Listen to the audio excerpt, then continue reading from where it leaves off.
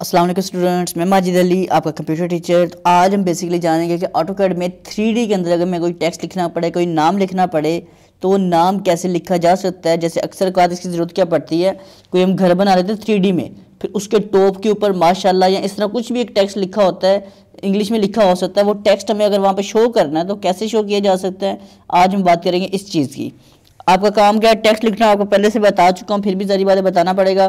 Page setting मैंने कर दी हुई पहले से, UN एंटर लिमिट सेटिंग जो थी सेटिंग सारी कर दी हैं। अब मैं लिखूंगा text, T enter for text.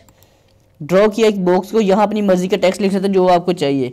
मैं कहता हूँ यहाँ पे मुझे लिखना है टेक्स्ट लिखा हुआ, सपोज टेक्स्ट ही लिखा हुआ उसको 3D करना है। टेक्स्ट लफ्ज़ लिखा मैंने, उसके बाद इसको सेलेक्ट कर लेना आपने।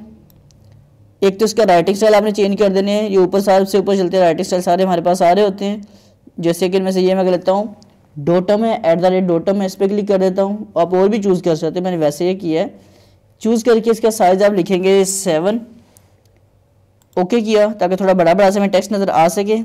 आपका उसके बाद काम क्या है, इस पर कर देना क्लिक, कुछ यूँ एक्सप्रेस मेन्यू में जाना है ऊपर से, और यहाँ लिखा आता है टेक्स्ट। अच्छा, आपका एक्सप्रेस मेन्यू इसके बाद भी हो सकता है, हेल्प से पहले भी हो सकता है, क्योंकि मैंने 2-3 जगह पे देखा था कभी एक्सप्रेस मेन्यू किसी सॉफ्टवेयर में बाद में इंस्टॉल होता है, किसी में पहले हुआ होता है। लेकिन आपने एक्सप्रेस मेन्यू में जाकर टेक्स्ट में जाना है, टेक्स्ट को पहले सेलेक्ट किया हुआ है और एक्सप्लोर टेक्स्ट पे क्लिक किया, तो ये टेक्स्ट आपका इस तरह अंदर से खाली हो चुका है। और अहम चीज़ ये भी है कि आपने इसके टॉप व्यू में रहते हुए ये वाला काम करना है, साइड व्यू में बाद में जाना है। अब मैं इसके साइड व्यू में चलता हूँ, मैंने क्लिक किया साइड व्यू।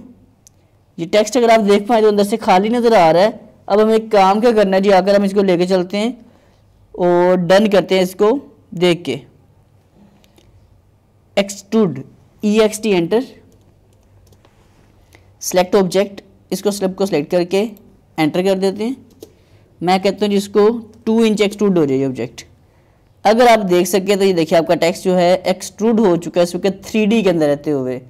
बाकी आपको इसको मैं शिफ्ट ऑर्बिट करके थोड़ा शो कर देता हूँ, जैसे कि ये देखिएगा जिधर से आ रहा है यूँ करके, ये जिस व्यू में आपको चाहिए उस व्यू में आप इसको सेट कर सकते हैं।